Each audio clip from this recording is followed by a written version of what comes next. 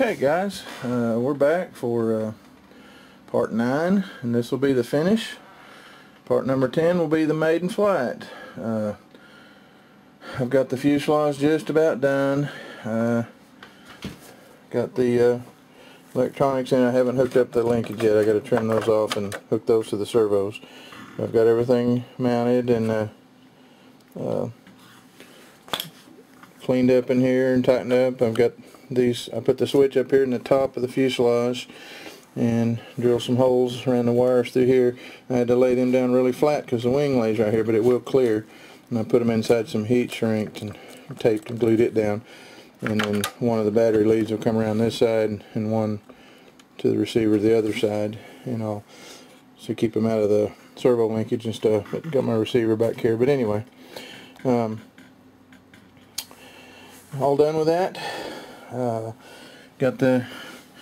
Put the bullet holes on it. I'm not sure yet. Haven't made up my mind whether I really like those or not. Y'all give me some help here and let me know what you think. Should I leave them or take them off? I don't know. Got the tail all on, glued. I just got to hook the linkage up to these. I've got them installed. I just haven't got them hooked up yet. I got to put the rudder and the tail wheel on, or not the rudder, but the stab. Elevator. I'll get it right here in a minute. I got to put the elevator and the tail wheel on, but I want to get the tail wheel mounted before I do the elevator, and that won't take a second.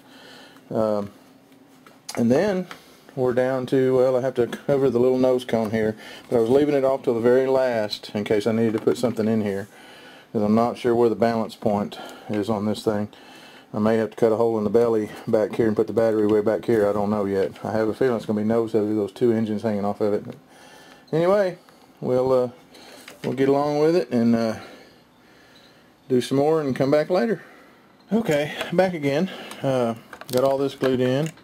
Got the tail wheel installed and all bolted up and ready to go. Still got to hook the clevises up here. Then the other thing, I think I told you I had to cover the little nose cone, and it's just a little cone that fits on there. And what I did, I wanted that removable just in case I needed to get in this compartment. One thing, I put the switch up here, so if I ever need to get in there or change it, some of the wiring's in there.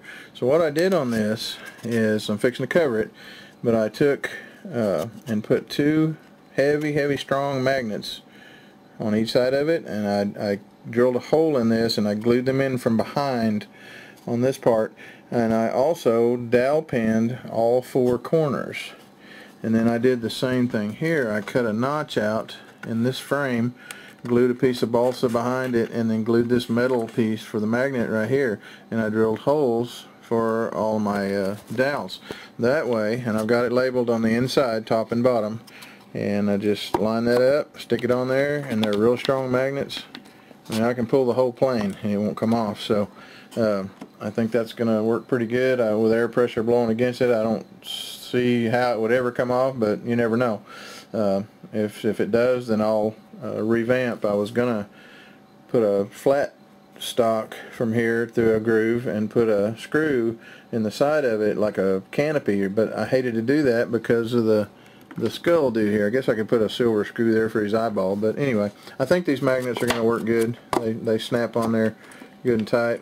Fixing to lay the covering to this, hook up the linkage to the tail feathers, balance it, put the battery in it, and tomorrow we'll get some video and some pictures of the whole thing together, and maybe if luck was with us and the weather, next weekend video number 10 will be the maiden flight.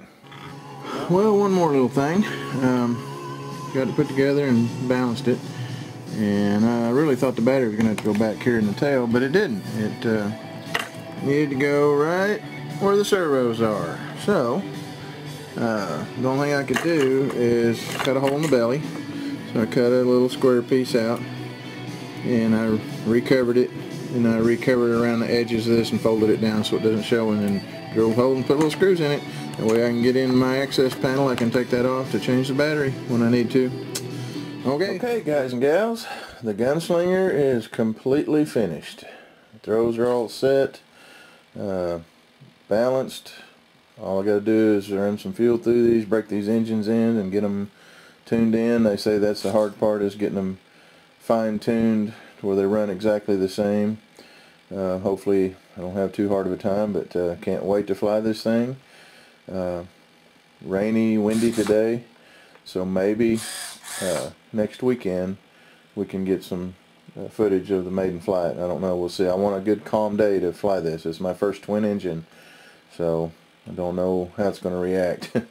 But I've got probably, I lost track, I was keeping some track of it, but I've somewhere between 36 to 40 hours, and that's from the stripped down wood to reinforcing, recovering, and building it. So somewhere between 36 and 40 hours.